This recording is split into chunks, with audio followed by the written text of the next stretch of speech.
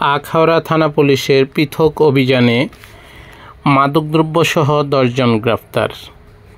আখাউড়া থানা পুলিশ গত 24 ঘন্টায় পৃথক অভিযান চালিয়ে থানা এলাকার বিভিন্ন স্থান থেকে 24 বোতল মদ, 12 কেজি গাঁজা ও বিভিন্ন ওয়ারেন্টের আসামিসহ 10 জনকে আটক করে।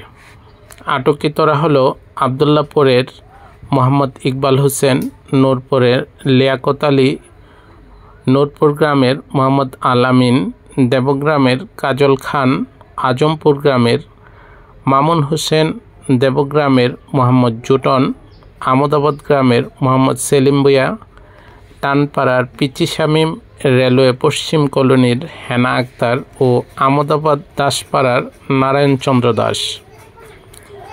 আখাউড়া থানা officer in charge Mohammad Mohiuddin PPM জানান, মাদকের সর্বগ্রাসী ছোবল থেকে আখাউড়াবাসীকে রক্ষা করতে মাদকের বিরুদ্ধে এই অভিযান অব্যাহত থাকবে।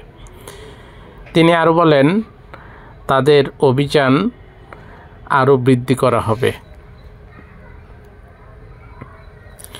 যারাই তাদের অর্থাৎ মাদক কারবারি বা মাদক সেবীদের পক্ষ নেবে তাদেরকেও আইনের আওতায় আনা হবে বলে জানান।